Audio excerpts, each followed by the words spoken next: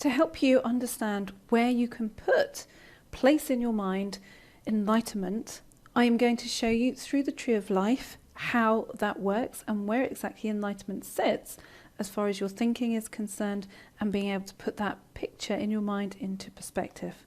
So if we have a look at it as far as the tree of life is concerned, this is how it sits. So if you look at your screen, you can see across just above the 110 is where the astral sits. Now this is the area that we would associate, or I associate, as the big donut in the sky. This is the place of which we pull information.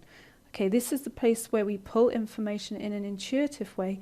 This is the part that you pull upon when you know who's on the phone before you answer it with no caller ID.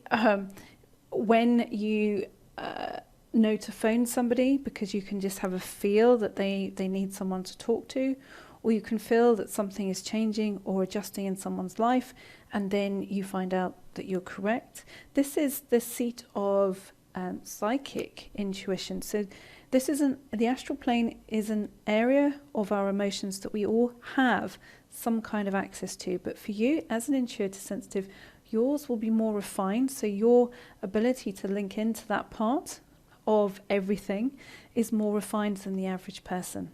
Now the next level we have is the subconscious. This is in the 9 vibration. This kind of sits in the middle of things, and this is the part of our awareness that we are sort of aware of before it becomes fully conscious in the 110 in the physical body. Now everything below, around the 8 and the 7 and below, this is all part of the physical world. So this is something that we are very aware of. Every human being is aware of this part of how we function to a greater extent. If we then put all these together, so how we look at the physical realms, we can look at it in terms of the Karpman drama triangle. So the Karpman drama triangle works on the basis of logic, emotion, and the physical world, but we can also look at it as the victim, persecutor, and the rescuer. So this is the drama that we set about in our lives, whether that's in our own personal world or that is how it is experienced in our external world through other people.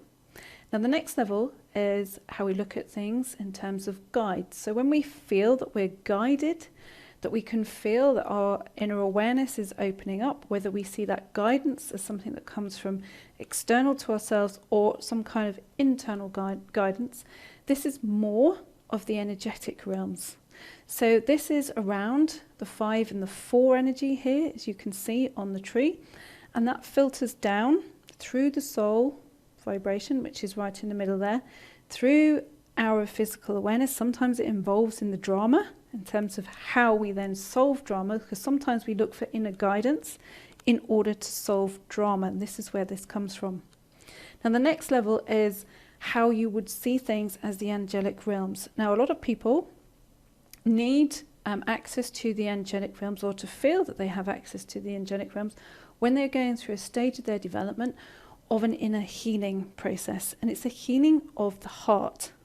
So all of those things that have wounded and hurt us through our life, it comes at some point or another in terms of our spiritual development where we have to allow ourselves that area of healing. Now, as far as the angelic realms are concerned, sometimes in life we haven't had many indications of unconditional love. So we need to learn it, and we need to learn how that features and how that exists and what that is as an experience. So when we get into this place of feeling very connected to the angelic realms, quite often this is what's happening. We are learning about how to experience and feel unconditional love. Now that unconditional love has to, in order to understand that, we have to experience it. And therefore, with the angelic realms, this is the point of us starting to feel that we have some kind of experience of what it is to feel things are unconditional.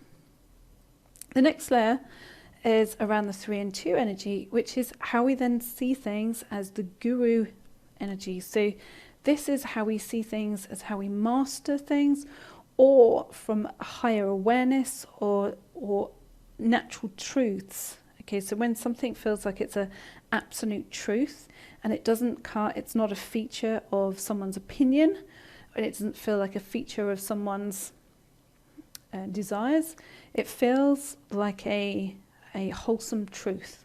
So this is the vibration of wholesome truth, or how we would like to be able to see it.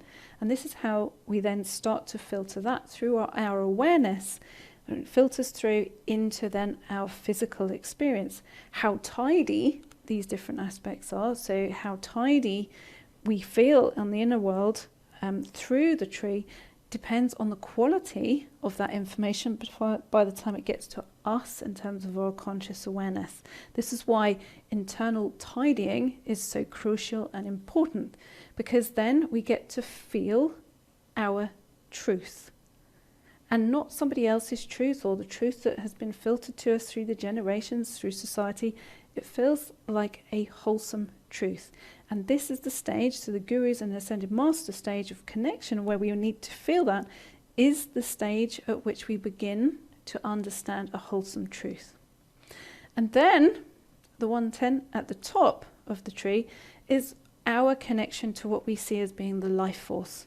So some people would say that would give that life force a God name of some form or another, or literally call it the life force, but it's the universal intelligence, what we see as the universal intelligence that oversees everything.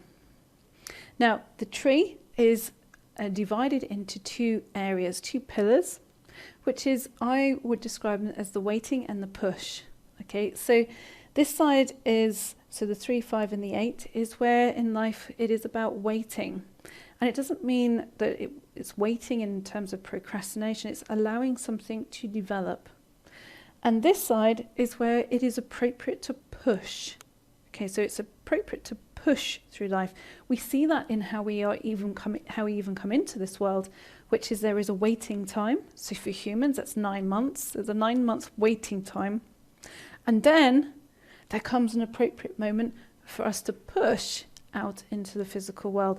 And that is something, that's the theme that applies to life for an entire lifetime. We begin with that and we spend our life going through that theme. Now, if we push too soon, this is where we feel that we come up against something. And if we spend too long waiting, that's when things procrastinate, and that's where we feel we get stuck and things go off because we miss the timing. So the enlightenment path is about knowing the correct timing, knowing our correct timing and where that features. So the most direct route through the tree of life is through the consciousness line, which is right through the middle of the tree.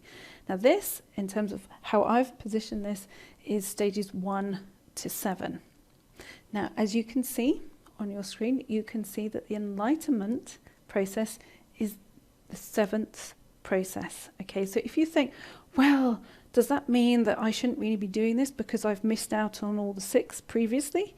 No, it doesn't mean that at all, because if you are looking from that 7 perspective, you then get an enlightened view of your whole picture, and then you begin to see where the things are that you need to focus on in terms of the outcomes that you want and the adjustments you want to make.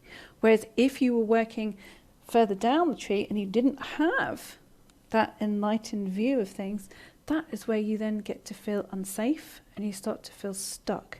So the enlightenment path is about you feeling safe and unstuck, because, not unstuck as in not very nice unstuck, it means so you don't feel stuck, is because you've then got a wider view. Can you imagine how life shapes when you can see clearly? You instantly feel safe.